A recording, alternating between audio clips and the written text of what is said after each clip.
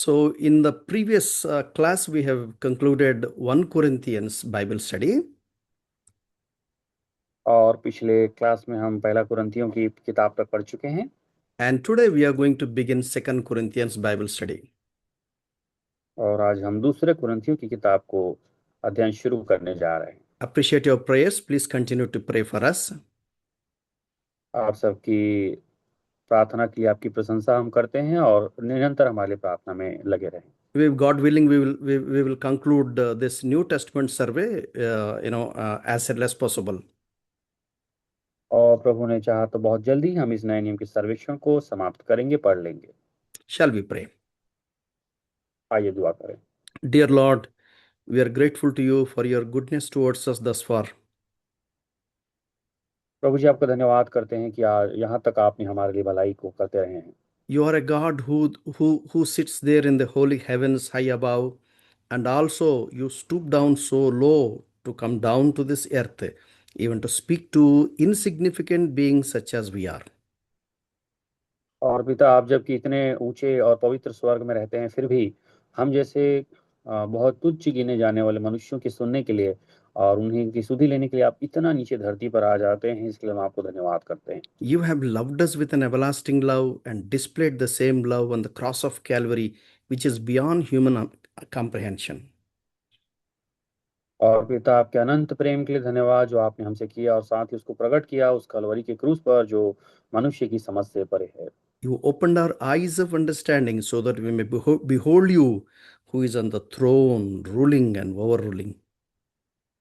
और पिता, हम धन्यवाद करते हैं कि आप हमारी आंखों को खोले ताकि हम सिंहासन पर राज्य करने वाले, उस शासन करने वाले परमेश्वर की महिमा को और देख सकें। Lord, without you, we cannot survive.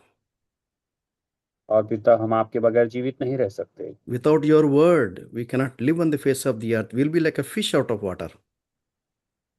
और आपके पवित्र वचन के बगैर हम इस धरती पे जीवित नहीं रह सकते, जैसा कि एक मछली पानी के बगैर जीवित नहीं रह सकती। Who is for us apart from you, Lord? We hang on you and we humbly submit ourselves at your feet. Beg you to speak to us in Jesus' most precious name we pray.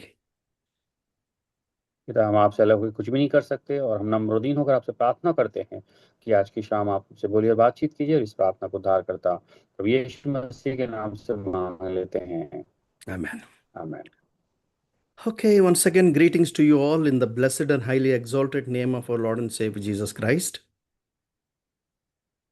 उद्धार करता हमारे प्रभु यीशु मसीह के महान और ऊंचे नाम और उस महान नाम में आप सबको जय मसीह और अभिवादन करते हैं। आज की संध्या We are trying to see a bird's eye view of every book in the Bible.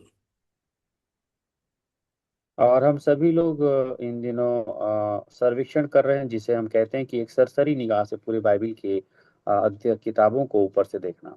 We are not doing verse by verse Bible study. और हम एक एक वचन का अध्ययन नहीं कर रहे हैं। We love to do it, but we don't have enough time. Neither you have nor we have.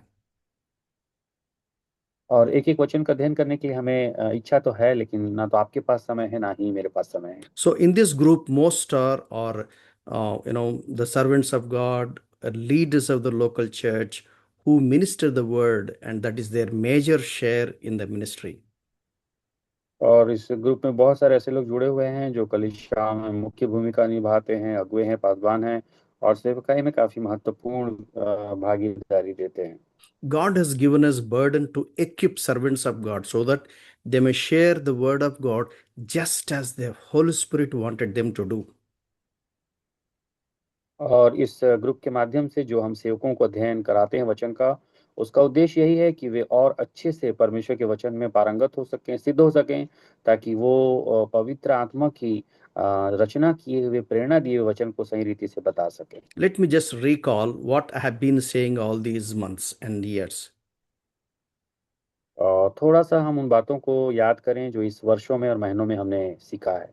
When I'm trying to teach a text which I picked up and stand before the people of God, जब भी मैं किसी पवित्र वचन के एक भाग को उठाता हूँ और उसके लोगों के सामने मैं जब उसे बताने की कोशिश करता हूँ, I have to understand the author's main intent. और तब उस समय मैं उस लेखक के मुख्य उद्देश्य को, उस वचन के पीछे उसे जानने की कोशिश करता हूँ। If I don't understand the author's intent, I will not be able to do justice in my teaching. और अगर मैं उस लेखक के मुख्य उद्देश्य के अनुसार मैं प्रचार ना करूं तो मेरा जो प्रचार है वो वास्तव में न्यायपूर्ण नहीं है सुनने वालों के लिए। Author in the scripture which we are studying is, someone 2000 years back, or sometimes 3000 years back, even sometimes 4500 years back. और हम जिस लेखकों की किताब को पढ़ रहे हैं, ये कुछ लेखक 2000 साल पहले, कुछ ने 3000 साल पहले और कुछ ने उससे भी 4000 5000 साल पहले ये बातें लिखी है। The history written in the Bible, a separate world, author is trying to address a particular group of audience. और वास्तव में दिखाया जाए इतिहास को तो एक अलग ही इतिहास को जो है लेखक जो है इस इन वचनों के द्वारा प्रस्तुत करते हैं। So when I'm reading the text in the Bible, I have to try to understand what the original author is trying to say to his original audience.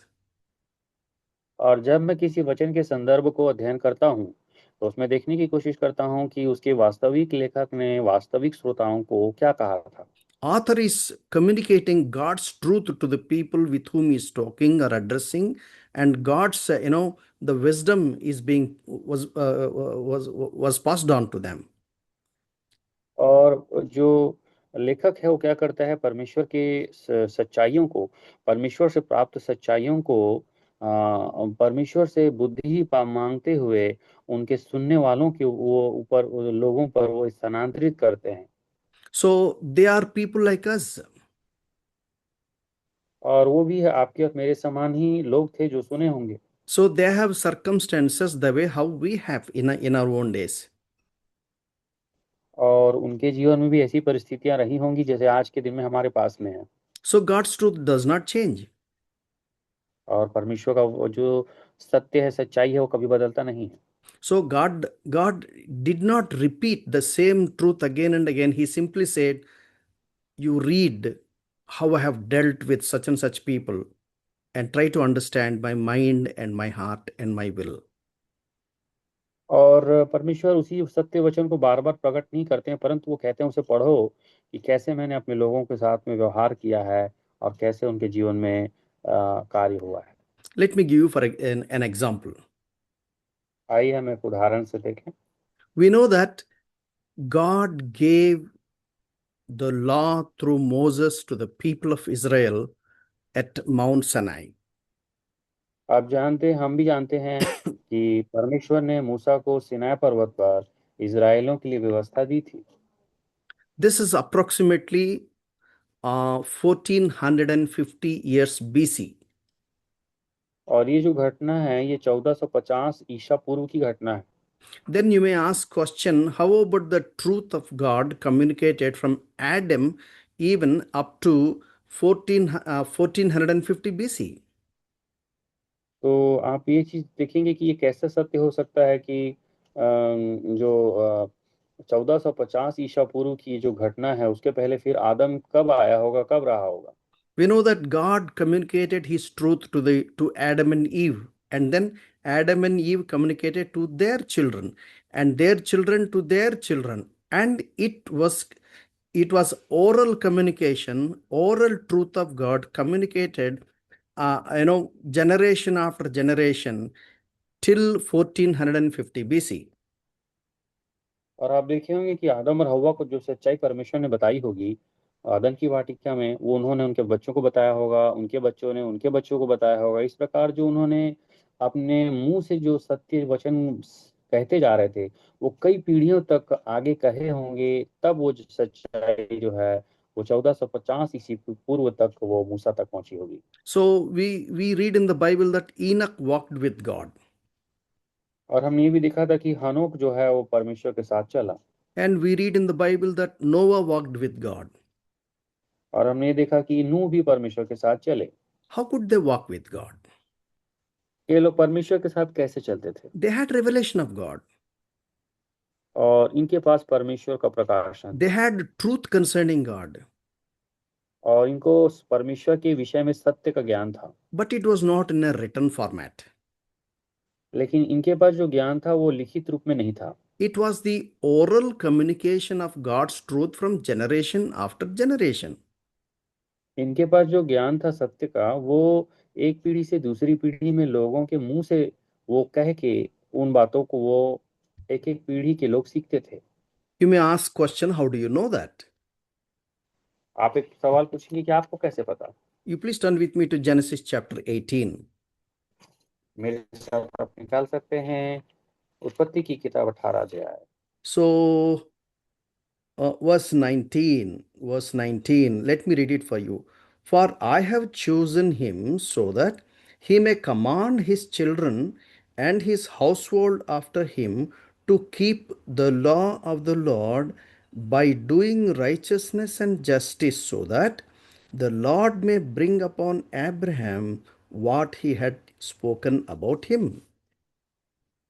और यहाँ उत्पत्ति 18 अध्याय के 19 में ऐसा लिखा है, क्योंकि मैं जानता हूँ कि वह अपने पुत्रों और परिवार को और जो उसके पीछे रह जाएंगे आज्ञा देगा कि वे यहोवा के मार्ग में अटल बने रहें और धर्म और न्याय करते रहें, ताकि जो कुछ यहोवा ने अब्राहम के विषय में कहा है उसे पूरा करे।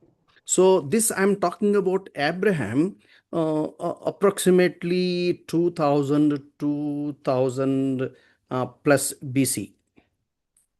और देखे होंगे कि ये जो लगभग ये जो घटना है 2000 या 2200 के ईसा पूर्व की ये घटना है। So, even before we see that Enoch walked with God, and there it was noted that he was with family bearing children. That means there was a family where the value system was passed on from one generation to another generation. तो आप देखे होंगे कि ऐसे ही हनोक भी अपने परिवार के साथ परमेश्वर के संग चले थे। इसका मतलब है कि ये सभी लोग अपने परिवार के साथ इन महत्वपूर्ण मूल्यों को अपनी पीढ़ियों में हस्तांतरित करते थे। To cut the long story short, there we find when he was talking with Moses, we understood that God wanted to dwell in their midst. तो हमने देखा होगा कि परमेश्वर ने मूसा से भी जब बात किया तो पता चलता है कि परमेश्वर अपने लोगों के मध्य में रहना चाहता है। In Exodus chapter 25, verse 8, we see that God was commanding Moses, saying that you have to build a tabernacle so that I may dwell in your midst. और निर्गमन की किताब 25 अध्याय उसके 8 वचन में आप जाएंगे तो वहां परमेश्वर ने मूसा से कहा था कि मेरे लिए मिलाप के तंबू का निर्माण करो ताकि मैं अपने और लोगों और इजरायलियों के बीच में वास करूं। There, God was communicating a system how people can reach the most holy God, a proper format. और इसके द्वारा परमेश्वर चाहते थे कि कैसे मनुष्य जो है वो एक व्यवस्थित तरीके से परमेश्वर तक पहुंच सके। This I have explained in while I was teaching the book of Exodus. और ये निर्गमन की किताब पढ़ते समय हमने सीखा था। Then we learned much about the format how God has set in their midst through Levitical system and the priesthood and the sacrifices and all the things. When we studied it Leviticus, there we had a nutshell of what God told them to do. और हमने देखा कि परमेश्वर ने किस प्रकार उन्हें न्याय व्यवस्था दी और अपने साथ व्यवस्थित रूप से चलने के लिए परमेश्वर ने याजक महायाजक और बलिदानों की व्यवस्था रखी। और इन सारी व्यवस्थाओं को हमने एक सूक्ष्म रूप में लय व्यवस्था की किताब में पढ़ा था। And then in the book of Deuteronomy, what had told to Israel, a first generation who delivered from Egypt, the second generation, he gave the same law again. और हमने देखा कि व्यवस्था विवरण की किताब में कि किस प्रकार परमेश्वर ने जब इजराइलों की पहली पीढ़ी को मिस्र से छुड़ाया था तो उन्होंने जो आज्ञा पाई थी उसी को उन्होंने दूसरी पीढ़ी को स्थानांतरित किया। But when it comes to Joshua, God did not reveal again second time or third time. लेकिन हम यहोशू की किताब में देखते हैं कि परमेश्वर ने उन्हें दूसरी और तीसरी बार फिर से ऐसा प्रकाशन नहीं दिया। In the very first chapter, God commands Joshua saying that you have to go through the law which I have already given through my servant Moses. You have to meditate it and you have to teach to the people so that they may meticulously follow the word of God.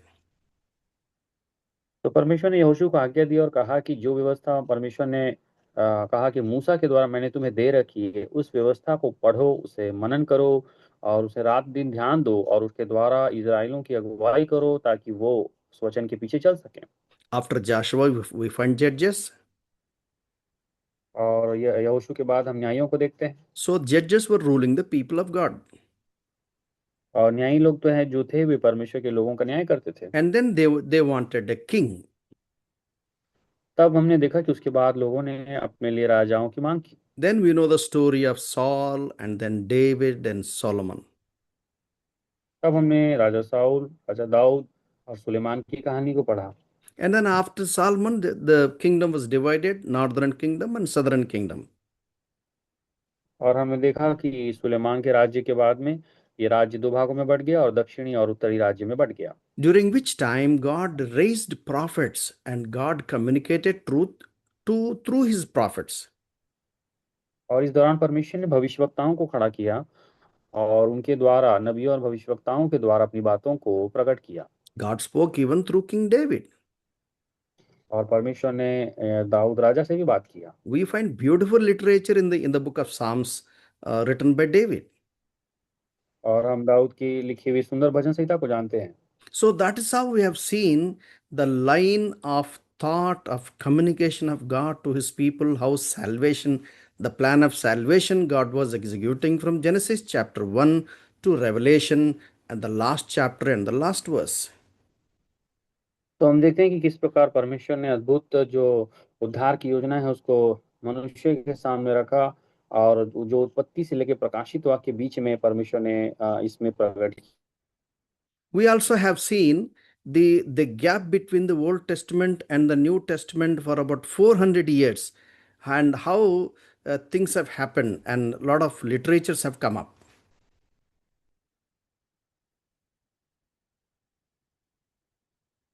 Hello.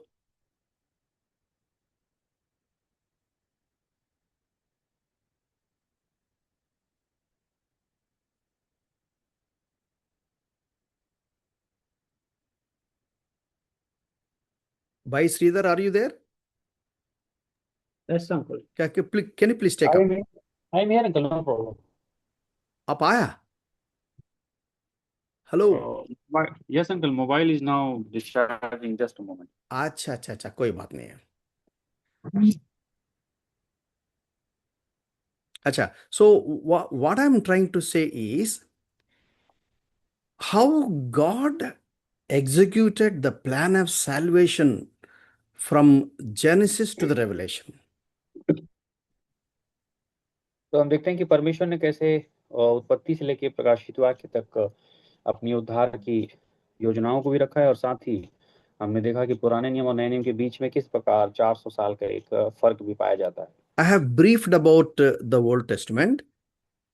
और हमने पुराने नियम को संक्षिप्त रूप में पढ़ चुके हैं। So we have seen about the kings of northern kingdom and southern kingdom. और हमने दक्षिणी और उत्तरी राज्य में शासन करने वाले राजाओं के बारे में भी देख चुके हैं। And then BC 722, God raised, to teach lesson to the northern people of God because they rebelled against God and they were scattered without any address through the king, Ashurian king. और हम देखते हैं कि असुरियों के जो राजा है उस समय जो उन्होंने परमेश्वर के विरोध में विद्रोह किया था, जो कि उत्तरी भाग के उत्तरी राज्य के राजा थे और वहां से वे लोग विद्रोह किए और किस प्रकार वो बिखर गए।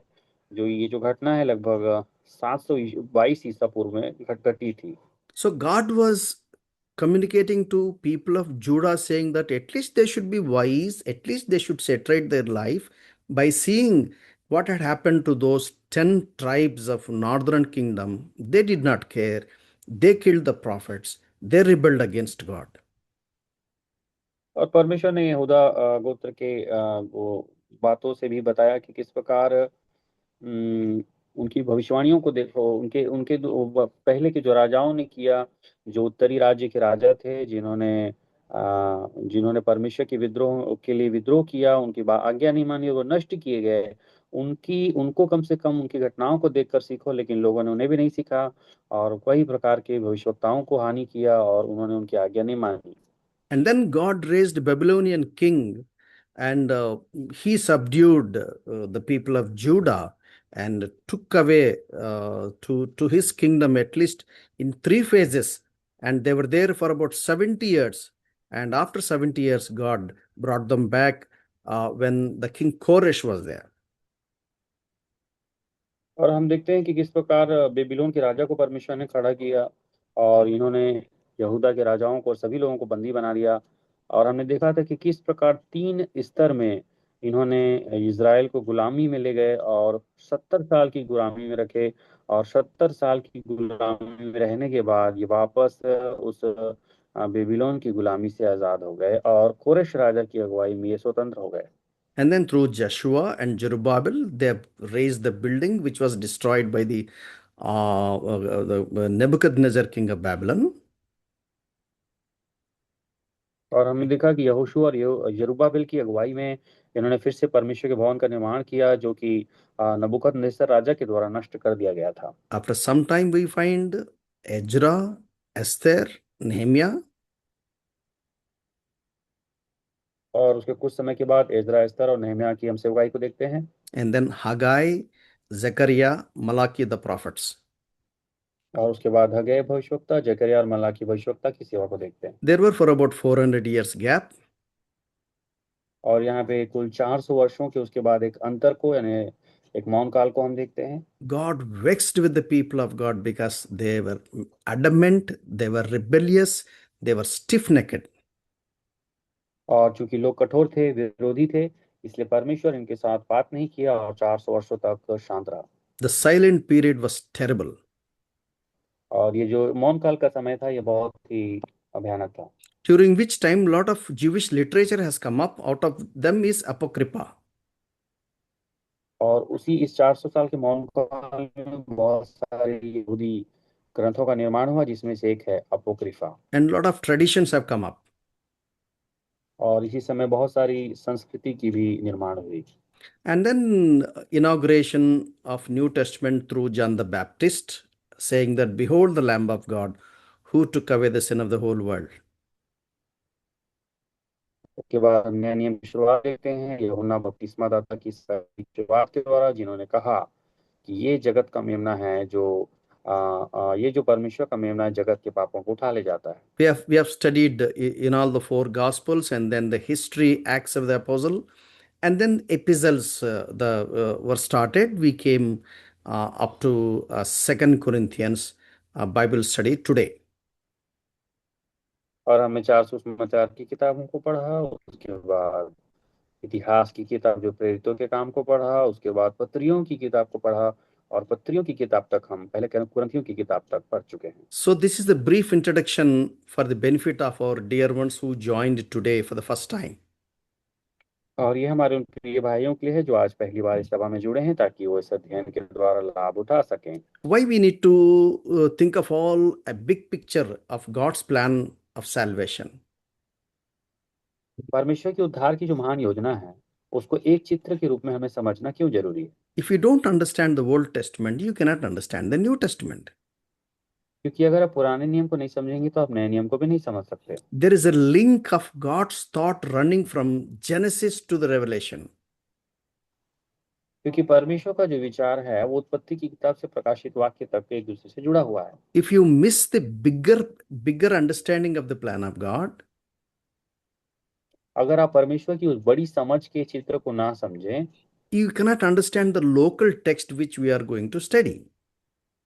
तो आपको परमेश्वर के वचन की जो संदर्भ है, एक स्थानीय वचन की एक संदर्भ जो है, उससे आप नहीं समझ पाएंगे। So as I told you about the author's mind, we need to catch what he is trying to say to the original audience.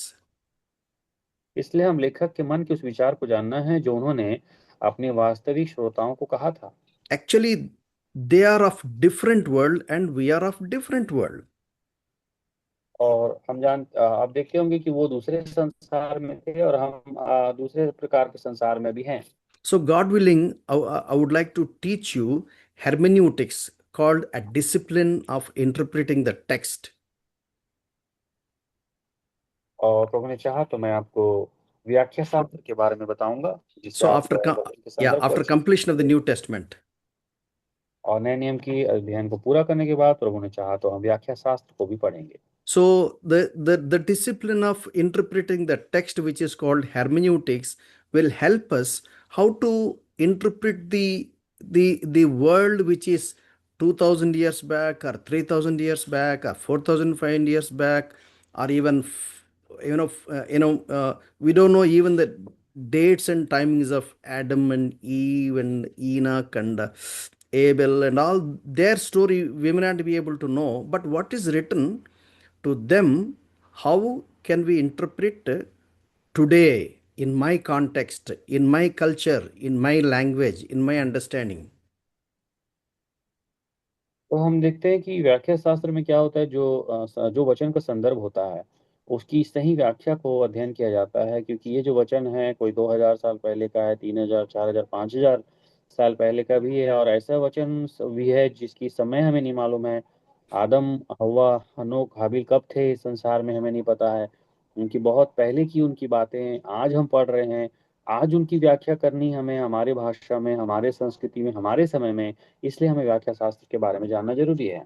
Much can be said, but let's learn bit by bit, although it may take long time.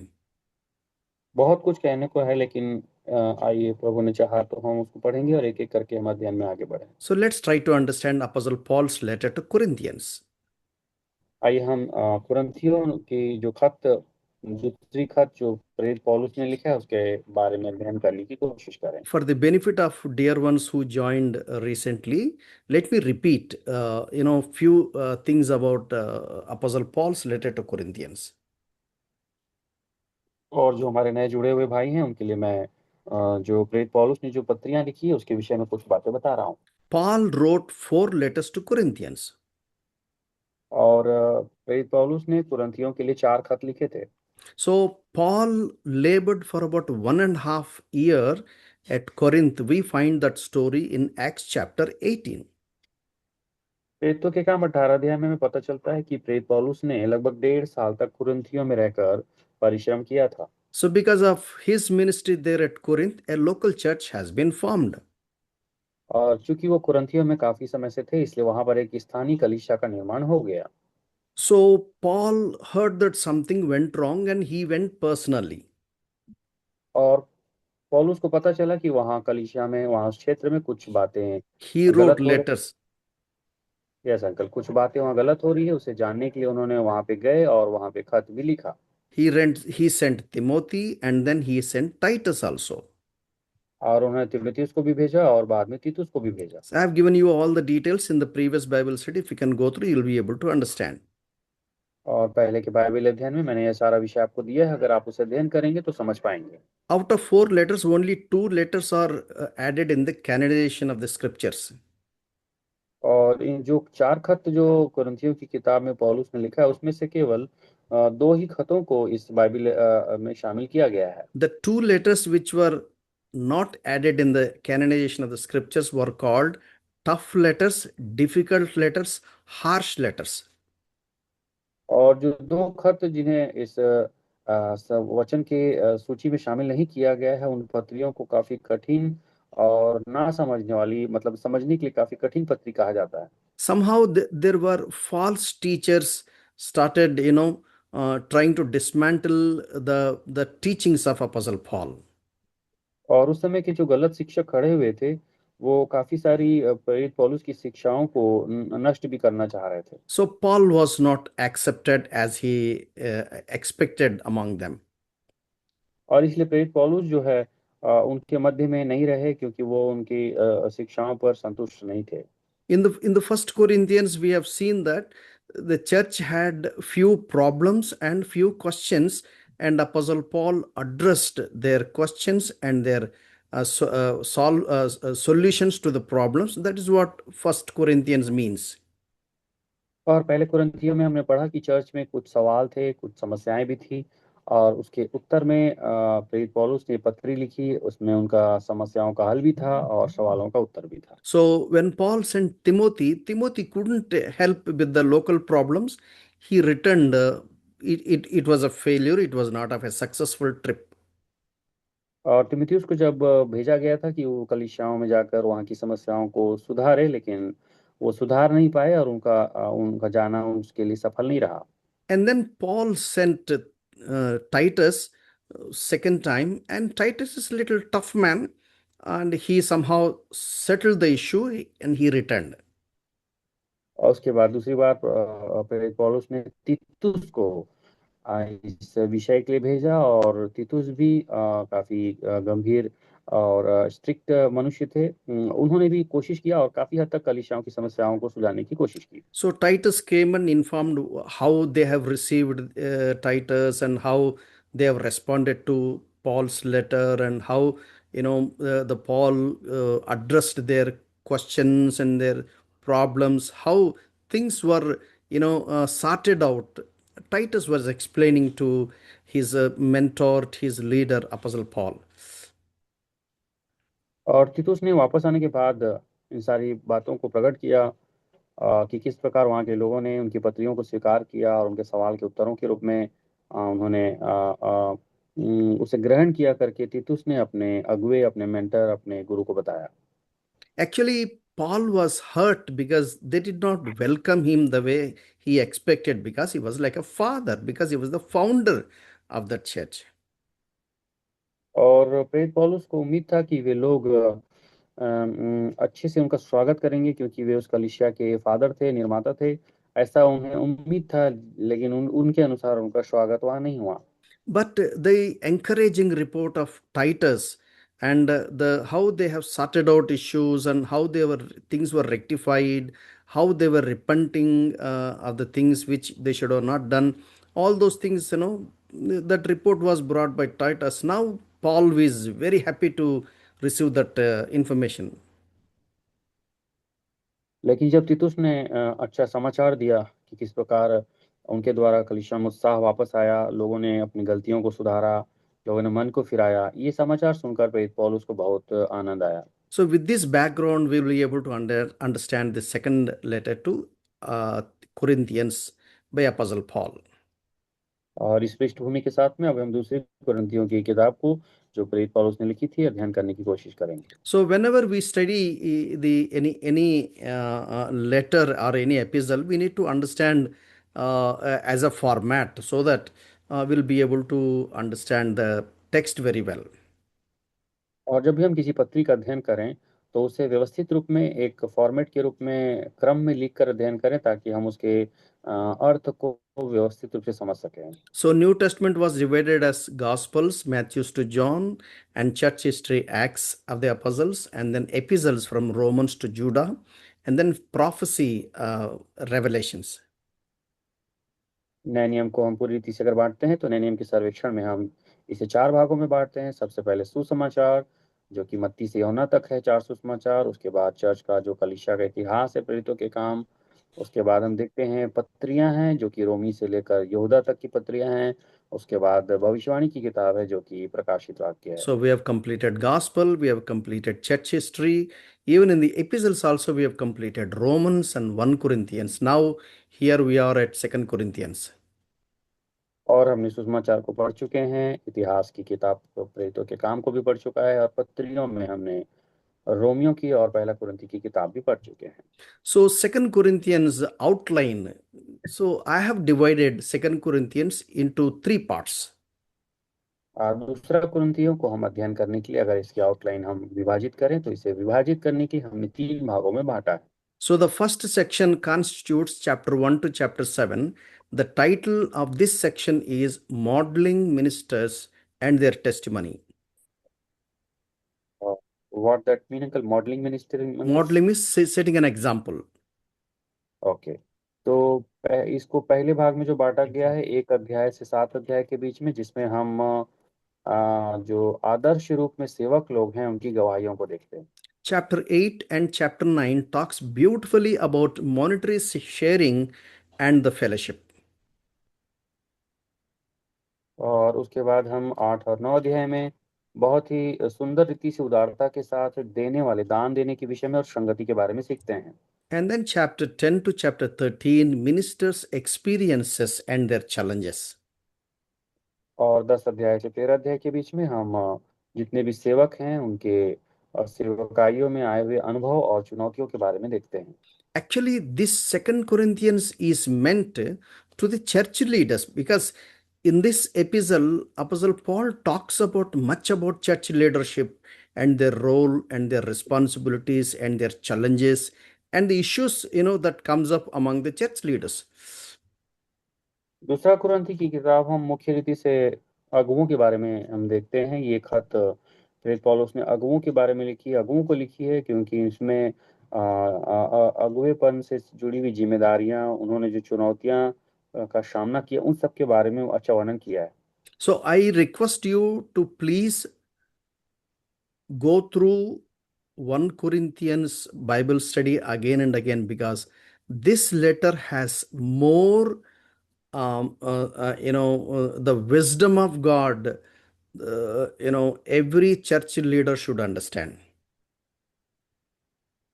और पहला कुरिन्थी की किताब को आप बार बार जाके अच्छी रीति से अध्ययन करें, ताकि इसे भी अच्छी रीति से समझ सकें, क्योंकि इसमें परमेश्वर ने और ज्यादा बुद्धि की बातों को लीडर्स को, अगुओं को सिखाया है। So, for your information, let me recap. आपकी जानकारी के लिए हम थोड़ा सा उसको फिर से अपने याद में लेंगे। So, 1 Corinthians first 4 chapters talks about why there are divisions in the local church.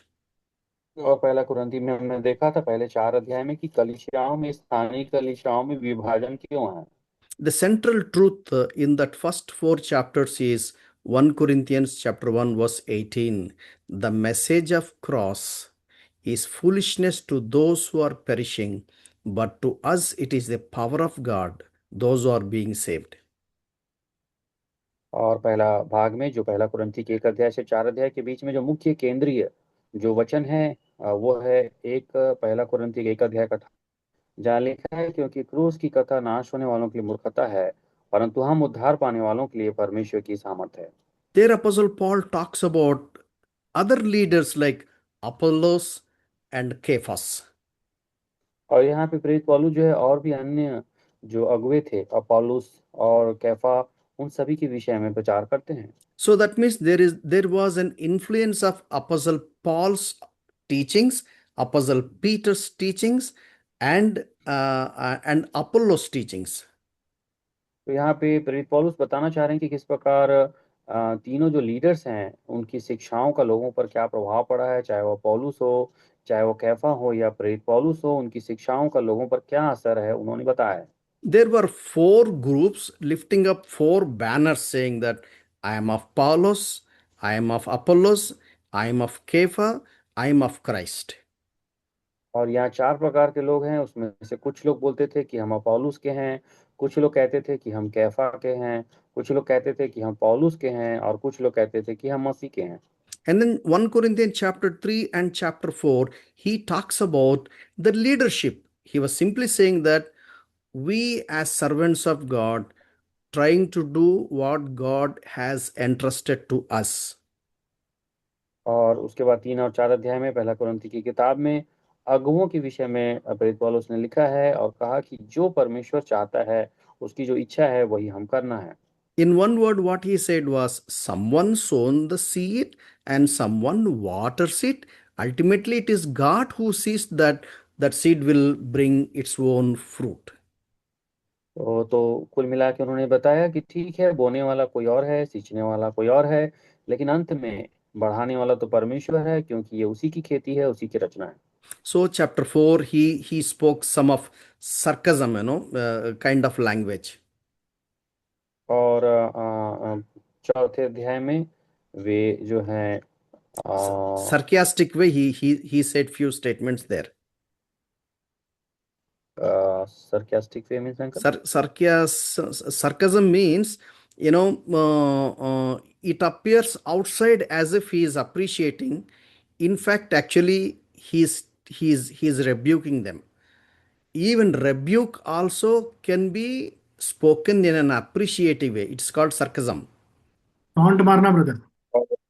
Okay okay. तो चौथा अध्याय में हम देखते हैं कि इस प्रकार की भाषाओं में यहाँ बातें बताई गई है कि लोग प्रशंसा तो कर रहे हैं, लेकिन वो प्रशंसा के शब्दों के पीछे उनकी कुछ खिंचाई हो रही है, उनको उनको टोंट मारा जा रहा है। And then, chapter 5, there was a problem. Apostle Paul was very harshly dealing with them that a discipline, church discipline, is a must. और 5वें अध्याय में प्रेरित पौलुस ने बताया कि कलीसिया में अनुशासन बहुत जरूरी है। Later, there were other issues addressed, like the issue of freedom, and then food offered to idols, and then speaking in tongues, and then church discipline, and then things like that. और उसके बाद कलीसिया की स्वतंत्रता के बारे में, मूर्ति को चढ़ाई हुई बलिदान को, भोजन की खाने के बारे में, अन्य भाषा के बारे में, और कलीसिया की कई सारी अनुशासन के बारे में उन्होंने बातें की हैं। In the second epistle to Corinthians, he focuses on leadership. लेकिन दूसरी कुरिन्थियों की किताब में मुख्य रीति से प्रेरित पौलुस ने अगुवेपन को दिखाया है, समझाया है। In the first Corinthians, he was focusing on the members of the church. पहली कुरिन्थियों में उन्होंने कलीसिया के सदस्यों पर ज्यादा ध्यान दिया है। In the second Corinthians, he talks about the leadership of the church. लेकिन दूसरी कुरिन्थियों की किताब में उन्होंने अगुवेपन पर ज्यादा ध्यान दिया है। Because the members in the local church need not continually to be of the same stature. Maybe as the days go by, as they mature, and God may even make them leaders in some other place. God may guide them, and then God may hand over a better responsibilities in the local church. They may be they would become leaders. और प्रेरित पौलुस की सोच ऐसी है कि कहीं ना कहीं ये जो सदस्य आज कलीसिया के हैं, ये यही इसी स्तर पे ना रहेंगे, परंतु धीरे धीरे सिद्धता की ओर आगे बढ़ेंगे, और परमेश्वर के वचन और ज्ञान में आगे बढ़कर ये कहीं ना कहीं किसी एक कलीसिया के अगुवे के रूप में जरूर प्रस्तुत होंगे, जिन्हें इस प्रकार की शिक्षा की जरूरत पड़ेगी। Actually, the literature which we are reading is 2000 years back. और जो आज हम वचन पढ़ रहे हैं ये 2000 वर्ष पहले का वचन है। But it appears as if it is very much fresh, taken from the ovens of heaven. परंतु ऐसा लगता है कि जैसे आज ही स्वर्ग से हमारे लिए इसे परोसा गया है आज के लिए। That is the beauty of Word of God. और यही परमेश्वर के वचन की सुंदरता है। Because same people like us and same God's truth does not change. क्योंकि वो लोग तो वही थे, लेकिन लोग आज हमारे लिए अलग होंगे, हम अलग थे, लेकिन परमेश्वर का वचन जो सत्य है वो कभी नहीं बदलता है। Maybe today we will try to understand some of the important points about how the ministers of the Lord has to be a modeling ministers and how their testimony ought to be. तो आज हम देखेंगे कि किस प्रकार जो परमेश्वर के सेवक हैं उनकी जो कैसे वो दूसरों के लिए आदर्श होना है। And the second one and third one, maybe God willing, we will see sometime later. और दूसरा और तीसरा जो है आगे का भाग जो है परमेश्वर ने चाहा तो आगे हम देखेंगे। So, you know that we are not dealing verse by verse Bible study. We are trying to understand a summary of the book. और जैसा कि आप जानते होंगे हम एक एक वचन दर वचन अध्ययन नहीं कर पा रहे हैं, परंतु हम एक सारांश के रूप में हम वचनों को देखते जा रहे हैं। We request you to please make notes, and whatever you see on the screen, straight away you will get it in a PDF format. आपसे निवेदन है कि आप जरूर इसका नोट्स बनाएं, जो कुछ पीडीएफ आपको मिलता है सामने स्क्रीन पे दिख रहा है उसका नोट्स बनाएं और उससे अध्ययन करें। So you don't have to write what is seen on the screen. और चूंकि आपको पीडीएफ में ये मिल जाएगा, इसलिए जो कुछ स्क्रीन पे है उसको आपको लिखने की जरूरत नहीं है। But you please write down what God speaks to you very personally. परंतु आप वो बातें लिखें जो परमेश्वर व्यक्तिगत रूप से आपसे बात कर रहे हैं। So, chapter 1, we find the testimony of ministers, how they suffer and how the Lord comforts them. और पहला अध्याय में हम उन सेवकों की गवाही के बारे में देखते हैं जिन्होंने कैसे परमेश्वर के लिए दुख उठाया और कैसे उनके द्वारा परमेश्वर ने लोगों को शांति दी। You know, the format of Apostle Paul's writing letter is he begins with the greetings. और आप जानते होंगे कि प्रेरित पौलुस का वचन लिखने का जो तरीका है वो इस प्रकार है कि वो हमेशा शुरुआत में अभिवादन करते हैं लोगों का, and then he teaches the main body of truth as doctrines, और उसके बाद वो सिद्धांत की जो मुख्य सच्चाई को प्रकट करते हैं, and then he talks about the practice of the same truth. और उसके बाद वो उसी सच्चाई के व्यवहारिक उपयोग के बारे में बात करते हैं। And then final section he concludes with the greetings and any appreciations and things like that. और वो अंत में उत्साह के शब्दों के साथ में अभिवादन के साथ में फिर से उपसंहार करके पत्रियों को समापन करते हैं। So Apostle Paul sometimes, I'm praying for you, I'm praying for you, this, and he gives all the details in the very initial stage itself. और आप देखेंगे कि प्रेरित पौलुस हमेशा शुरुआत में लिखते हैं कि हम आपके लिए प्रार्थना करते हैं, इस प्रकार की बातों को लिखते हैं। Whenever Paul writes a letter, he always makes sure saying that I am called by God. God has given me this responsibility, and so I'm doing my job. और प्रेरित पौलुस हमेशा हर खत में ये बातें जरूर लिखते हैं कि मुझे परमेश्वर ने चुना है, परमेश्वर ने ठहराया है, उन्होंने जिम्मेदारी दी है ये सेवा करने के लिए। But you don't find such tone when Matthews writes it, or when Peter writes it, or when John writes it.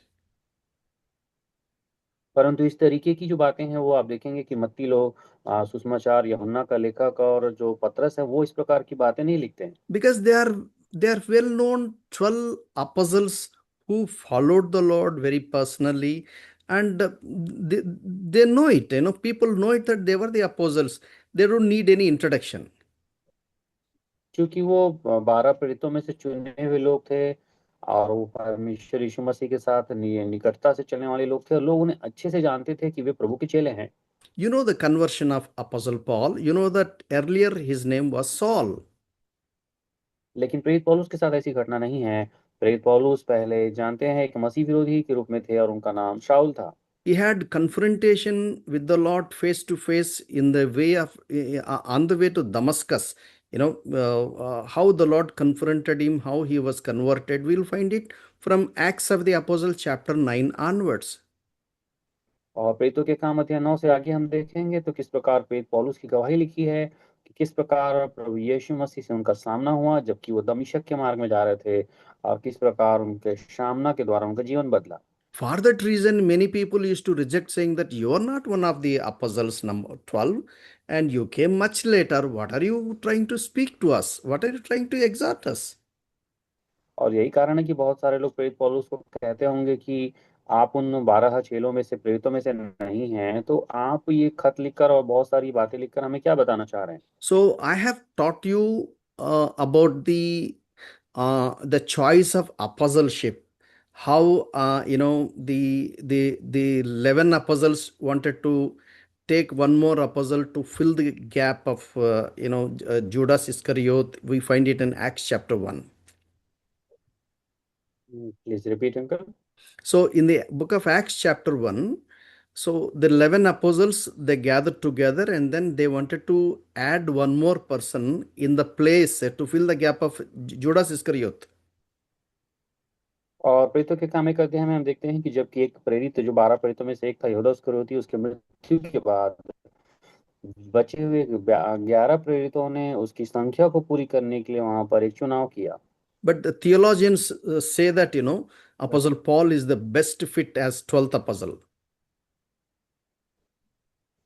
लेकिन बहुत सारे जो बाइबल के ज्ञाता हैं और लेखक हैं, जो ज्ञाता हैं, वो कहते हैं कि वो 12वां प्रेरित जो है वो और कोई नहीं परंतु प्रेरित पौलुस ही उत्तम 12वां प्रेरित था। So for that reason, in every epistle, he introduces himself saying that it's not of my own accord I am trying to say something. It is because God entrusted me this responsibility. इसलिए प्रेरित पौलुस को हर समय खत की शुरुआत में लिखना पड़ता था कि ये मैं नहीं हूं जो ये बातें कह रहा हूं, परंतु परमेश्वर की इच्छा है जिन्होंने मुझे ये जिम्मेदारी दी है और ठहराया है कि मैं ये बातें कहूं। 2 Corinthians chapter 1 verse 1 onwards. Paul, an apostle of Jesus Christ Jesus by the will of God, and Timothy our brother, to the church of God which is at Corinth, with all the saints who are throughout Achaia, grace to you and peace from God our Father and the Lord Jesus Christ. Blessed be the God and Father of our Lord Jesus Christ, the Father of mercies and God of all comfort. Brother Sridhar, are you there? Hello? Yes, brother. Please take us for some time. Okay, brother. Uncle, please repeat, uncle. Yeah, I just read chapter 1, verses 1 to 3. दूसरा कोरिन्थी पहला अध्याय 1 से लेकर 3 वचन तक पढ़ेंगे। पौलुस की ओर से, जो परमेश्वर की इच्छा से मसीह यीशु का प्रेरित है, और भाई तिमोथियुस की ओर से परमेश्वर के उस कलीसिया के नाम जो कुरिन्थुस में है, और सारे अखिया के सब पवित्र लोगों के नाम, हमारे पिता परमेश्वर और प्रभु यीशु मसीह की ओर से तुम्हें अनुग्रह और शांति मिलती रहे। हमारे प्रभु यीशु मसीह के परमेश्वर और पिता का धन्यवाद हो, जो दया का पिता और सब प्रकार की शांति का परमेश्वर है। So, whatever text you find on the screen or whatever text you hear I am reading, I follow NASB version. It is because many theologians recommend NASB because it is close to the translation. जो अभी screen पर जो वचन दिख रहा है और अंकुल जो बाइबल में से वचन पढ़ रहा है, वो NASB वर्शन का बाइबल में से है। बहुत से theologians जो है वो यही वचन को मानते हैं, इसी को रेफर करते हैं। So, most of my life, I was spending with KJV because our church leaders used to do the same. Later, because it is 1611 translation English of those days, and later I used to follow NKJV. शुरुआत में जैसा मेरे को मेरे church leaders ने बताया, जो KJV king James version का बाइबल को फॉलो कर रहा था, उसके बाद मैं NKJV new king James version Bible को फॉलो कर रहा हूँ। As I am updating my theology with the theological circles and then trying to investigate more and more, now I understood and comfortable with NASB version. Not that I discard other versions, I definitely refer all versions as many as possible to gather more truth from the original to the present day English translations. जैसा theology में मैं आगे बढ़ रहा था, तब मैं धीरे धीरे NASB वर्शन में आगे पढ़ना सीखा और उसी को फॉलो कर रहा हूँ। ऐसा नहीं है कि बाकी वर्शंस को मैं मानता नहीं, उसको भी मानता हूँ। Let me tell you about my observation.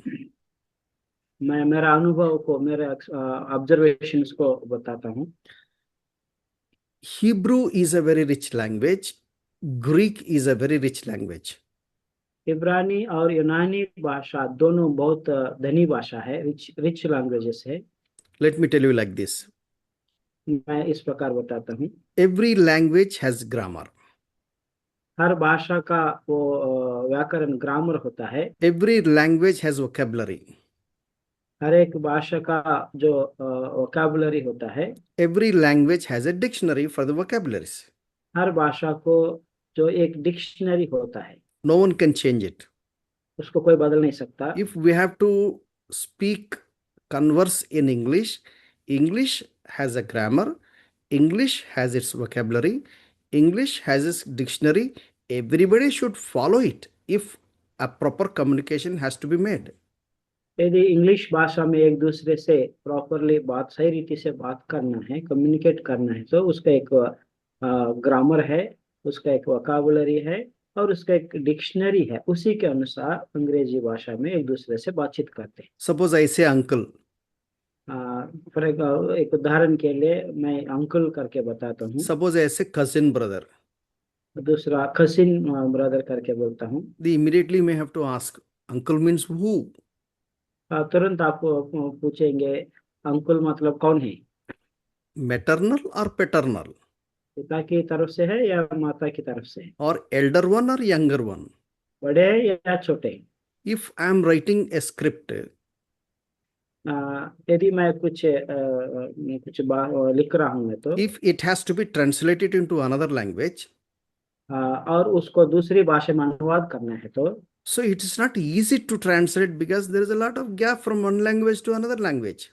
उसको अनुवाद करना एक भाषा से दूसरी भाषा में उतना आसान नहीं है क्योंकि उनका जो अलग अलग ग्रामर आता है। For example, in English we say love. अंग्रेजी में हम कहते हैं कि प्रेम। I love my wife. I love my dog, and I love this particular thing. मेरे पत्नी से प्रेम करता हूँ, मैं कुत्ता से प्रेम करता हूँ, मैं एक चीज को प्रेम करता हूँ। Everywhere I use only love. हर जगह मैं प्रेम ही शब्द यूज करता हूँ। But in Greek, to love a friend is different, to love wife is different, and to love God is different. लेकिन यूनानी भाषा में एक दोस्त को मैं तुमसे प्रेम करता हूँ करके बोलना अलग है, और परमेश्वर को प्रेम करता हूँ करके बोलना अलग है, और पत्नी को प्रेम करता हूँ करना बोलना अलग है। वहां पर तीन प्रेम का अलग अलग अर्थ है।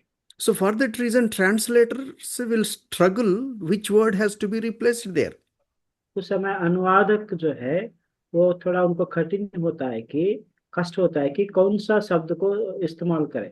So if they can carefully examine the grammar, if they carefully examine the context, if they carefully see the construction of the whole statement, then they'll be able to understand which word has to be replaced. यदि अनुवादक जो है उस संदर्भ को समझते हैं और उस वर्ड उस पूरा वचन को वाक्य को समझता है, उसके बाद ही वो सही शब्द को वहां इस्तेमाल कर सकता है। So in the translation also, there are at least three ways of translation.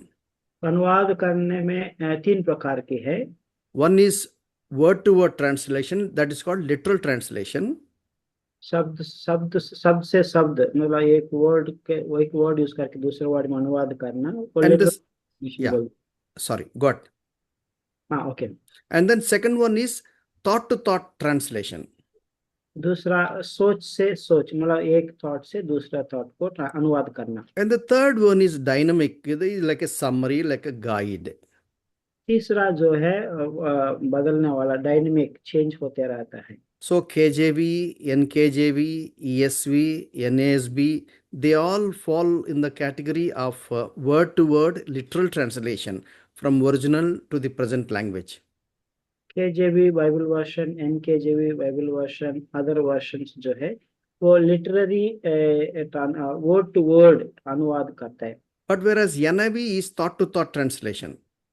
लेकिन एनआईवी, न्यू इंटरनेशनल वर्शन जो है वो एक सोच से दूसरा आलोचना से दूसरा आलोचना को And बदल। the third one is paraphrased version. Paraphrased version means good news translation or living Bible translation or GNT translation or amplified version. They are called paraphrased, means guide. तीसरा जो है पैराफ्रेज्ड, अनुवाद करने वाला, अनुवाद अनुवाद अनुवाद किया हुआ है, जो गुड न्यूज बाइबल है और अन्य प्रकार की बाइबल है। So, if we have to understand the author's intention, it is not enough just to read one version.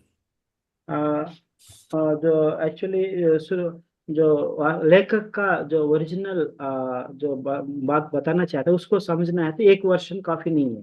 If you are a Bible teacher, यदि आप बाइबल टीचर है तो, if you are a preacher, आप सुसमाचार देने वाले हैं तो, if you are a shepherd taking care of the sheep, आप एक चरवाहा है, भेड़ों को रखवाले करने वाले हैं, you cannot do justice if you read just one version of the Bible. यदि आप एक ही वर्षन को पढ़ने वाला है तो आप आपके बच्चे, आपके चरवा, आपके भेड़ों को नहीं कर सकते। So I was following my seniors and my leaders and whatever they used to follow, I used to follow. But later, when I started studying, then I realized that I have to definitely read all versions that are available. शुरुआत में मैं मेरे seniors को, मेरे से पहले थे उनको अनुकरण करता था, लेकिन बाद में मेरे को ये समझ में आया कि मैं भिन्न प्रकार के जो वर्शंस जो है, अलग अलग वर्शंस को पढ़ना है। Why I am explaining all these things? There is a reason. मैं क्यों ये सारे चीज आपको बता रहा हूँ, इसका एक कारण है। I remember, I think it was an AG colony, Hyderabad. when I was taking Bible study. So in that, flow, I said that from so and so version, the word is translated like this, and so version it is translated like this, and I was actually espousing this text of the scripture. मैं एक Bible class ले रहा था जो हैदराबाद में, वहाँ पर एक वचन को लेकर मैं उसको वर्णन कर रहा था। It's a big church, at least for Bible study we will find more than 200 plus people, for Bible study. एक बड़ा चर्च था, वहाँ पर 200 से अधिक लोग वहाँ पर जुड़े हुए थे। And after the completion of the study, one young man comes up and tells me, "Uncle, why are you talking about other versions than KJV? In our fellowship, we only follow KJV. And I think I have made a study, and I come to know that author is of this kind, this author is of this kind." He was talking so many things. एक जवान मेरे Bible अध्ययन के बाद एक जवान मेरे पास आया था, वो आके बोल रहा था, अंकल आप अलग अलग वर्शंस के बारे में क्यों बता रहे?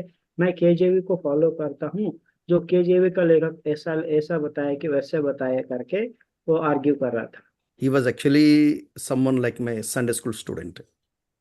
वो ऐसे ही मेरा संडे स्कूल एक बालक जैसा था। Because of the freedom, he came and told me. उनके पास वो स्वेच्छा थी, इसलिए वो स्वेच्छा के अनुसार मेरे पास आके बता रहा था। What I'm trying to say is there was some kind of misconception saying that we need to follow only this version, we should not follow this version. एक गलत चीज लोगों के मन में बसा हुआ है कि आप लोगों को एक ही वर्षन, वही यही सही वर्षन, इसी को फॉलो करने, बाकी को नहीं फॉलो करने। So in my study, what I do is sometimes if I have to do the word study, I praise God for the theologians and many great people of God. They have given us a lot of resources right in the net. We don't need to learn Greek or Hebrew if we are able to praise the Lord.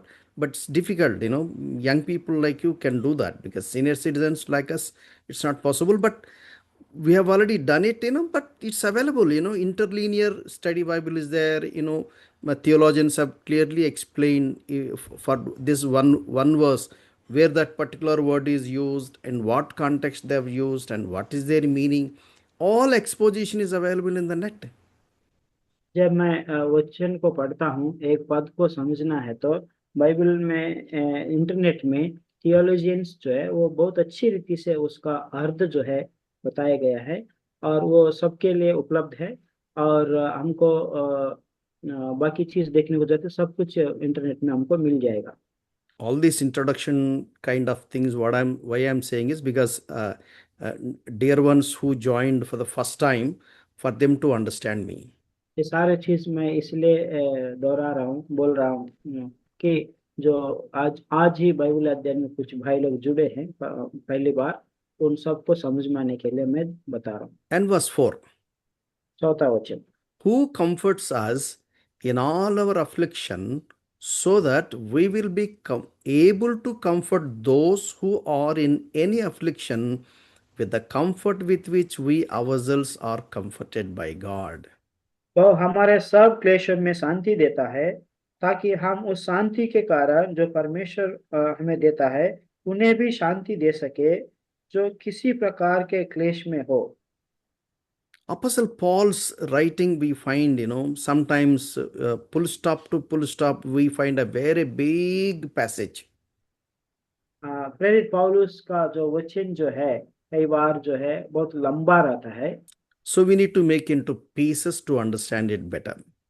उसको थोड़ा विभाजित करके टुकड़े में हमको समझना So है। what he was trying to say is, प्रेरित पौलुस यही बताना चाह रहा है, we had sufferings. हमारे में हमें दुख है, We went through terrible sufferings.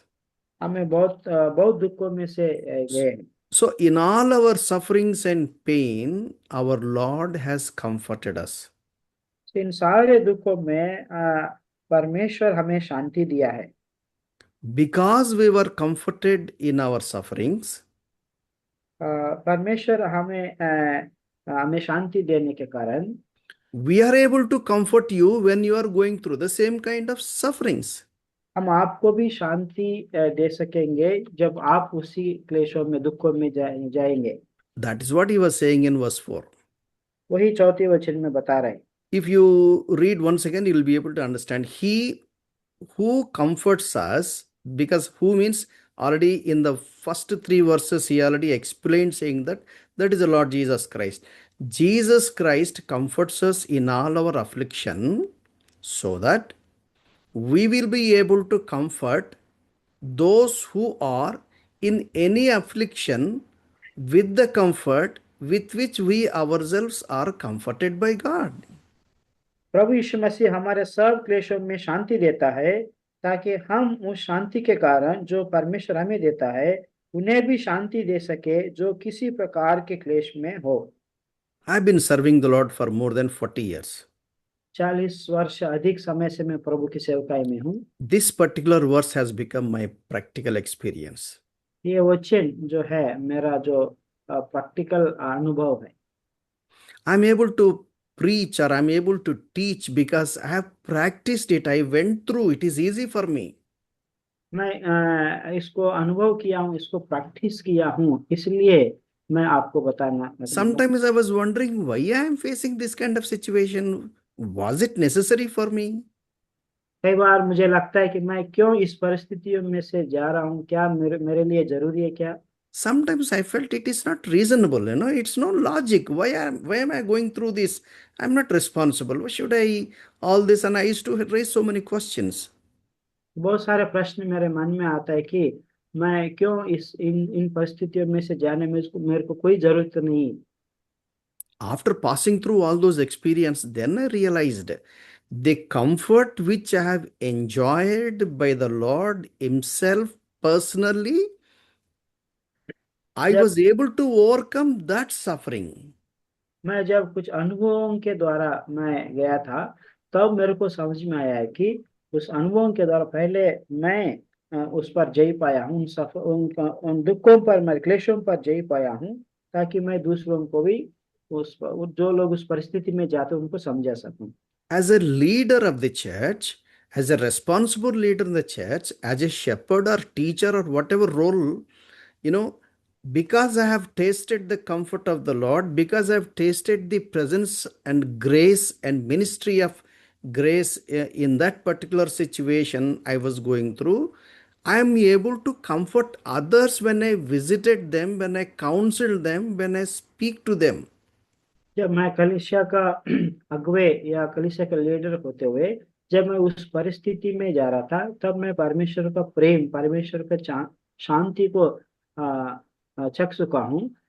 इसलिए मैं बाकी भाई लोग उस परिस्थितियों में जाते हैं, उनको मैं शांति दे सकता हूँ, So उनको normally the grace of God is sufficient for us to pass through in any kind of experiences we are going through.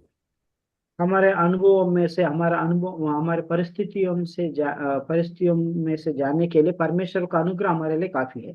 We know that without grace we can't move an inch in our spiritual life. परमेश्वर के अनुग्रह के बिना हम 1 inch भी आगे नहीं जा सकते। But when we go through some kind of suffering, some kind of confusion, some kind of trauma, and some kind of pressures, and some kind of stress, there we enjoy a special grace of God, a special ministry of Holy Spirit and His presence, and we are comforted, and we were counseled, and we were guided, and somehow we could manage to get through.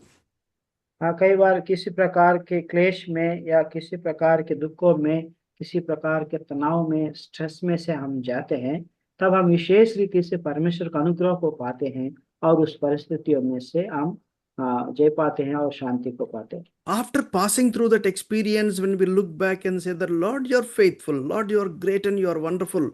Had I not gone through this kind of experience, I would have not tasted your love of this extent. And we need to praise God even for those situations earlier for which we have complained. जब हम उस परिस्थितियों में से जाते हैं और शांति को पाते हैं, उस समय हमको परमेश्वर को धन्यवाद देने का अवसर मिलता है। प्रभु जी, मेरे को इस परिस्थितियों में से आप लेकर गए, इसलिए मैं आपको धन्यवाद देता हूँ। In the modeling as the ministers of God, Apostle Paul, he begins with this particular issue of comforted by the Lord, comforted by the grace of God. And then he says that we went through affliction. It was not necessary, but still, God, in his amazing wisdom and grace, he permits us to go through, and he trains us and he equips us so that we become a blessing to many. प्रेरित पौलुस यहाँ पर कहता है कि परमेश्वर ने हमको एक नमूना के रूप में रखा है, एक उदाहरण के रूप में रखा है, क्योंकि हम क्लेशों में से और जो दुखों में से गया था, लेकिन परमेश्वर हमें शांति दिया है, परमेश्वर हमको जय दिया है करके। Please remember, every disciple has to take up his cross, deny himself, and then only he can follow his master. That is mandatory. There is no negotiations. हर एक शिष्य या हर एक चेले जो प्रभु यीशु मसीह को पीछे हो लेना है, तो प्रभु यीशु मसीह को क्रूस को उठाना है, अपने क्रूस को उठाना है, प्रभु यीशु मसीह को पीछे हो लेना है, और ये बहुत जरूरी है। But whereas a special calling for the leaders of the church, you have to come under the yoke of the Lord. लेकिन कलीसिया में जो लीडर्स रहते हैं, उनके लिए विशेष बुलाहट होता है। वो बुलाहट ये है कि परमेश्वर के जो जुआ के नीचे आना है। You must have a basin and water and towel to be able to wash the feet among whom you are serving. आप एक बेसिन में पानी और अंगोछा रखकर जो बाकी भाइयों को पाँव को धोने के लिए तैयार होना है। Leadership is not easy. जो लीडर बनना उतना आसान नहीं है। Normally people see the pomp and glory, what appears on the screen or before the people, how they are applauded, how they are praised, how they are appreciated. But in fact, their personal experiences, practical experiences are entirely different. जो बाहर हमको दिखता है कि किसी दास को या किसी लीडर को ऐसे तारीफ करते हैं और अच्छे उनके बारे में बताते हैं, लेकिन वो उतना आसान नहीं है। वो जब प्रैक्टिकली वो अनुभव करता है, वो अनुभव के माध्यम से जाता है, तब जाके वो एक लीडर बनता है। Please, my dear brothers and sisters, have you come forward to serve the Lord as a leader? Or did God call you to be as a leader? प्रिय भाइयों बहनों, क्या परमेश्वर ने आपको एक लीडर होने के लिए बुलाया है या अपने आप को लीडर होने के लिए आगे आए हो? Yes, both are wanted and both are invited. हाँ, दोनों चाहिए और दोनों का आमंत्रण है। But remember, you need to count the cost of it. लेकिन याद रखिएगा, उसके लिए दाम कितना है उसको हमको मालूम होना चाहिए। Sometimes we will have pressure from many corners. Sometimes we have, many kinds of attacks. We feel as if, why I'm going through all this? Is it necessary for me? But God said, beta, I want to equip you. I want to train you. You need this. Otherwise, you can't be a blessing to others. कई बार हमको लगता है कि क्या मैं इस परिस्थितियों में से जाना अवश्य, इस क्लेशों में से, दुखों में से जाना मेरे लिए अवश्य क्या करके लगता है, लेकिन परमेश्वर उन परिस्थितियों के माध्यम से ले जाता है। When we look back in the scriptures, from all leaders whom God has chosen, from beginning to the end of the scriptures, all 66 books, we find the same story. Bible में 66 किताबों में हम देखेंगे तो जिन दासों को परमेश्वर ने बुलाया, जिन लीडर्स को परमेश्वर ने चुन लिया, बुलाया है, उन सब में यही ऐतिहासिक स्टोरीज हम देखते हैं। Look at Abraham. God equipped Abraham. God said, I'm going to bless you so that you become blessing to many. And Abraham went through lots of music, lots of situations, and finally he came to a finished product.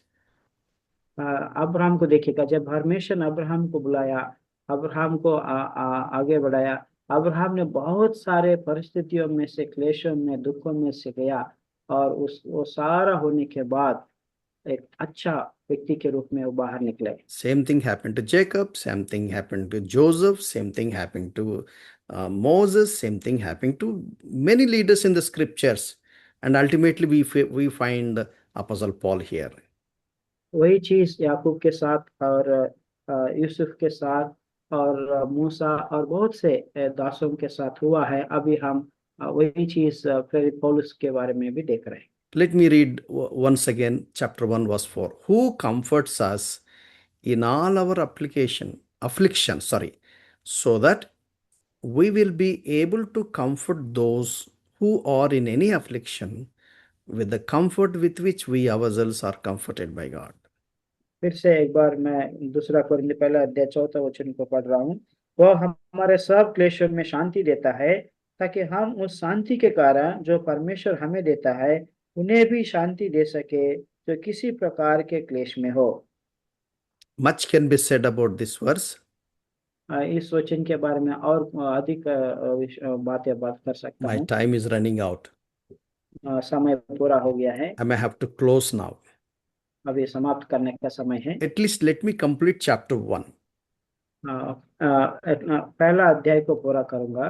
And then verse 12 we find, for our proud confidence is this, the testimony of our conscience, that in holiness and godly sincerity, not in fleshly wisdom, but in the grace of God, we have conducted ourselves in the world and specially towards you. 12 वचन, क्योंकि हम अपने विवेक की इस गवाही पर घमंड करते हैं कि जगत में और विशेष करके तुम्हारे बीच तुम्हारा चरित्र परमेश्वर के योग्य ऐसी पवित्रता और सच्चाई सहित था, जो शारीरिक ज्ञान से नहीं परंतु परमेश्वर के अनुग्रह के साथ था। Here, Paul is not taking glory about the gift of the Spirit given to him to serve the people of God. परमेश्वर को जो सेवकाई करने के लिए जो आत्मा का वरदान दिया है उससे पौलुस घमंड नहीं कर रहा है। But he is talking about the fruit of the Spirit, not gift of the Spirit. वो आत्मा का जो वरदान के लिए नहीं बात कर रहा है, आत्मा का फल के बारे में बात कर रहा है। You know what he was talking about? आपको पता है किसके बारे में बता रहे? He was taking pride in the testimony of our conscience. पौलुस ने यहाँ पर अपने विवेक की इस गवाही पर घमंड कर रहे हैं। How he conducted himself. उन्होंने कैसे अपने आप को प्रस्तुत किया। Here he said, we have conducted ourselves in the world and especially to you. So how he conducted himself towards the believers and towards the unbelievers. ये पौलुस कहता है कि अपने आप को अविश्वासियों के सामने और विश्वासियों के सामने अपने आप को कैसे दिखा और अपने आप को कैसे प्रकट किया उसके बारे में बता रहे हैं। Sometimes it is easy to present ourselves well before believers, but it's not easy to display ourselves before unbelievers. कई बार जो विश्वासियों के सामने अपने आप को दिखाना, अपने आप को प्रकट करना अच्छा होता है, लेकिन अविश्वासियों के सामने वो बहुत कठिन होता है। Sometimes we may appeal to the unbelievers, but we can't convince the believers. It is not easy. कई बार अविश्वासियों को हम खुश कर सकते हैं, लेकिन कई बार विश्वासियों को हम खुश नहीं कर सकते हैं। But he says he has a testimony in his conscience. ये पौलुस बताते हैं कि हम अपने विवेक की इस गवाही पर घमंड करते हैं। What kind of testimony? इस प्रकार की गवाही। In holiness and godly sincerity. ये बताते हैं कि परमेश्वर के योग्य ऐसी पवित्रता और सच्चाई सहितता। This is a positive attitude. ये जो एक पॉजिटिव एटीट्यूड है, It is in a positive dimension. एक पॉजिटिव दिशा में है। In holiness and godly sincerity. ये बताता है कि पवित्रता और सच्चाई सहित था। In again negation, he says that not in fleshly wisdom, but in the grace of God. और बाद में बताते जो शारीरिक ज्ञान से नहीं परंतु परमेश्वर के अनुग्रह के साथ था। So he had a testimony wherein he can take glory in the Lord, saying that he was able to enjoy a testimony in his conscience by the grace of God. He was able to live in holiness and godly sincerity. परमेश्वर के अनुग्रह के द्वारा वो अपने विवेक की गवाही पर वो घमंड करता है और उसके साथ साथ परमेश्वर के अनुग्रह के द्वारा पवित्रता और सच्चाई सहित जीवन बिताए। Let me explain you this way. मैं इस प्रकार से मैं इसको समझाता हूँ। There are three compartments. तीन अलग अलग भाग है।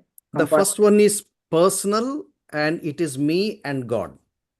पहला जो कंपार्टमेंट है व्यक्तिगत है। मैं और परमेश्वर वहां पर है। And then second compartment is me and my God plus believers. दूसरा कंपार्टमेंट में जो मैं मेरा परमेश्वर और विश्वासी लोग। And the third one is me and my God and believers and unbelievers. तीसरा जो कंपार्टमेंट में मैं मेरा परमेश्वर विश्वासी लोग और अविश्वासी लोग भी। So that is the reason he was able to say that in holiness and godly sincerity, by the grace of God, not in fleshly wisdom, we have conducted ourselves in the world before unbelievers and especially towards you among believers. इसलिए वो यहाँ पर कहता है कि हमारा चरित्र परमेश्वर के योग्य ऐसी पवित्रता और सच्चाई सहित था जो शारीरिक ज्ञान से नहीं परंतु परमेश्वर के अनुग्रह के साथ था, वो जो On- अविश्वासियों के सामने और विश्वासियों के सामने। On what basis you count your confidence, my dear ones? आपका जो कॉन्फिडेंस जो है उसका बेसिस क्या है मेरे भाइयों? What kind of confidence, what kind of courage you have? आपका धैर्य क्या, आप किस प्रकार की धैर्य है, आप किस प्रकार के कॉन्फिडेंस आप में है? What is your strength? आपका बल क्या है? Is it because by the grace of God? ये परमेश्वर का अनुग्रह के कारण है? Is it because you have a strong convictions in your conscience that you have conducted yourself in holiness and godly sincerity? ये इसलिए है कि परमेश्वर जो अपने विवेक की इस गवाही के कारण अनुग्रह के द्वारा पवित्रता और सच्चाई सहित जीवन बिता रहे, Both before believers and unbelievers. विश्वासियों के सामने और अविश्वासियों के सामने। At least in the first chapter, we have learned two lessons. पहला अध्याय में हमने दो लेसन्स सीखे हैं। God takes us through sometimes, situations we don't understand why God is taking us. परमेश्वर हमको कुछ परिस्थितियों में से ले जाता है, हमको मालूम नहीं क्यों ऐसा होता है। I think I need to touch one more point. मैं एक और पॉइंट को बताना चाहता हूँ। Please turn with me to 2 Corinthians chapter 1. दूसरा कोरिन्थी पहला अध्याय। We wonder why Apostle Paul is making such a comment here. यहाँ पर हमें आश्चर्य होता है कि पौलुस क्यों ऐसी बात बता रहे हैं। God takes us through the afflictions and sufferings. Sometimes we don't understand why God is taking us through, but God has a purpose. परमेश्वर क्यों हमें क्लेशों और दुखों में से ले जाता है, लेकिन परमेश्वर का एक उद्देश्य होता है। You just read, I don't need to explain, it is self-explanatory, very simple. As we just read it, you will be able to understand. आप इसको पढ़िएगा, वो सरल है, समझ में आ जाएगा। I will first read in English and then our brother will read in Hindi. That is suffice. हाँ, पहले मैं पढ़ूंगा, उसके बाद हिंदी में भाई पढ़ेंगे। Verse 4, who comforts us in all our afflictions so that we will be able to comfort those who are in any affliction with the comfort with which we ourselves are comforted by God. For just as the sufferings of Christ are ours in abundance, so that our comfort is abundant through Christ. For if we are afflicted, it is for your comfort and salvation, or if we are comforted, it is for your comfort which is effective in the patient enduring of the same sufferings which we also suffer. And our hope for you is firmly grounded, knowing that as you are sharers of our sufferings, as also you are sharers of our comfort. For we do not want you to be unaware. Please notice verse 8. For we do not want you to be unaware, brethren, of our afflictions which came to us in Asia, that we were burdened excessively beyond our strength, so that we despaired even of life.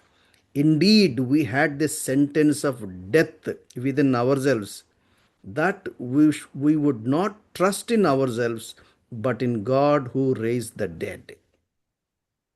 आप 4 वचन से लेकर Verse 9. 9 वचन तक पढ़ेंगे।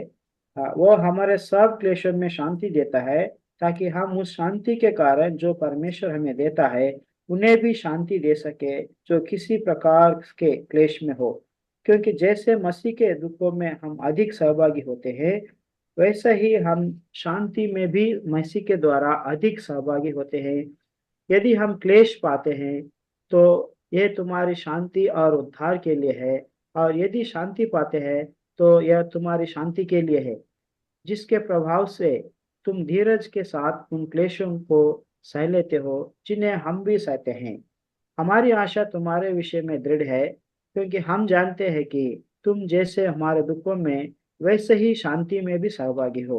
हे भाइयों, हम नहीं चाहते हैं कि तुम हमारे उस क्लेश से अनजान रहो जो आसिया में हम पर पड़ा। हम ऐसे भारी बोझ से दब गए थे जो हमारी सामर्थ्य से बाहर था, यहाँ तक कि हम जीवन से भी हाथ हाथ धो बैठे थे। वरन हमने अपने मन में समझ लिया था कि हम पर मृत्यु की आज्ञा हो चुकी है, ताकि हम अपना भरोसा ना रखें वरन परमेश्वर का जो मरे हुए में से जिलाता है। What a word it is! What a word it is! किस प्रकार के वचन है, किस प्रकार के वचन है। Here it is very clearly mentioned that Paul went to the almost to the brink of the death. यहाँ पर ये कहता है कि ये लोग जो है परमेश्वर जो यहाँ पर ऑलमोस्ट मृत्यु की आज्ञा उन पर हो चुकी है, He was about to die. वो मरने वाला था। Is it necessary for him? वो जरूरी है क्या? But और God was training him. What kind of training it is? So that we may not depend upon ourselves, but we may depend upon him. या पौलुस को जरूरी है क्या? लेकिन परमेश्वर पौलुस को यहाँ पर इस अनुभव के द्वारा ट्रेनिंग दे रहा है कि ताकि वो अपने पर भरोसा ना रखे वरन परमेश्वर जो मरे हुए में से जिलाता है उन पर भरोसा रखे। God trains leaders like this. परमेश्वर लीडर्स को इस प्रकार की ट्रेनिंग देता है। I'll give one example. मैं एक उदाहरण देता हूँ। If any person who does not know how to swim, if he falls in a well, he slowly drinks water and he touches the ground soon. तो जो एक व्यक्ति जिसको तैरना नहीं आता है, यदि वो कुआं में गिर जाता है, वो धीरे धीरे पानी को पी लेता है और धीरे धीरे वो नीचे तक पहुंच जाता है। But those who see that scene, those who are expertised in that swimming, they also jump to save him, but they don't go to that person immediately. जो तैरना आता है उनको बचाने के लिए वो भी कूदते हैं कुआं में, लेकिन वो तुरंत वो जो तैरना नहीं आता है उनके पास तुरंत नहीं जाते हैं। If they go to him immediately, he will hug them so tightly and both will die. यदि तुरंत उनके पास जाता है तो वो क्या करेगा, जो तैरना नहीं आता इनको भी अच्छे से पकड़ लेगा, ताकि दोनों और नीचे चला जाता है, मर जाता है। इसलिए wise swimmer, he will not go to that person who is sinking immediately, but he will wait for till that time where he will not have any strength at all. Then they will pull hair and then bring that person out. जो तैरना आता है वो क्या करेगा, तुरंत Wise swimmer. हाँ, जो ज्ञानी जो व्यक्ति जो है, जो तैरना आता है, वो क्या करता है, वो तुरंत उसके पास नहीं जाता है, वो थोड़ी देर वेट करता है जब तक जो तैरना नहीं आता है उनके पास ताकत ना रहे, तब वो उसको बाल को पकड़कर उसको ऊपर खींच लेता है। Exactly, God does the same thing. परमेश्वर भी वही करता है। When we depend upon ourselves, God will patiently waits for us. जब हम अपने आप पर भरोसा रखते हैं, परमेश्वर जो धीरज से इंतजार करता है। When he will wait till the moment where we say that, Lord, I can't manage, I can't help, all energies are runs out, all resources are runs out. There is none apart from you. I hang on you, I depend upon you. When we trust upon him, then he will he will takes us out of that situation. We wonder how God has done all those things just like that. परमेश्वर जो है इंतजार करते रहता है कि जब तक हम अपने ऊपर भरोसा रखना छोड़े, हमारा ताकत पूरा एग्जॉस्ट हो जाए, हम निर्बल हो जाए, हम कहें हे प्रभु, मेरे अंदर कोई शक्ति नहीं है, मेरे लिए कोई सहारा नहीं है, मेरे लिए कोई भरोसा नहीं, आप ही मेरे लिए सब कुछ है करके जब प्रभु पर परमेश्वर पर भरोसा रखते हैं, प्रार्थना करते हैं, मांगते हैं, तब परमेश्वर हमें सहायता करता है। This evening we have learned two things. आज कोई संडे के समय दो बातें हमने सीखे। So to learn these two things, we had a big introduction. हमने ये दो बातों को सीखने के लिए बहुत बड़ा परिचय हमने देखा। As servants of God, we may have to go through many trials and sufferings and pains and insults, whatnot and whatnot. परमेश्वर के दासों होते हुए हमको बहुत सारे क्लेशों में से, दुखों में से, निंदा में, वेदना में हमको जाना पड़ता है। It appears as if God is not caring us. ऐसा लगता है कि परमेश्वर हमको केयर नहीं कर रहा है, But the grace of God is sufficiently displayed when we can't do anything for ourselves. When we lift our hands up, then He will involve in the situation. He provides a way to run out, and we will see the great comfort of the Lord, and we praise and glorify God, and we bless others. परमेश्वर का अनुग्रह हम पर बहुतायत से होता है जब हम अपना शक्ति खो जाता है, निर्बल हो जाता है, परमेश्वर से मांगते हैं, परमेश्वर हमको शांति देता है, परमेश्वर को हमको आनंद देता है और परमेश्वर की महिमा के लिए हम इस्तेमाल करते हैं। And then secondly, we have learned that we have proud confidence because of the testimony that is in our conscience, in a personal and private experience. Because in holiness and godly sincerity, we are able to conduct ourselves before believers and unbelievers, not in fleshly wisdom, but by the grace of God. हम अपने आप को विश्वासियों के सामने और अविश्वासियों के सामने प्रस्तुत करते हैं। हम शारीरिक ज्ञान से नहीं, परंतु परमेश्वर के अनुग्रह के द्वारा हम अपने विवेक की गवाही हम देते हैं, उस पर घमंड रहते हैं और परमेश्वर के अनुग्रह के द्वारा पवित्रता और सच्चाई सहित जीवन हम बिताते हैं। I believe God is speaking to us.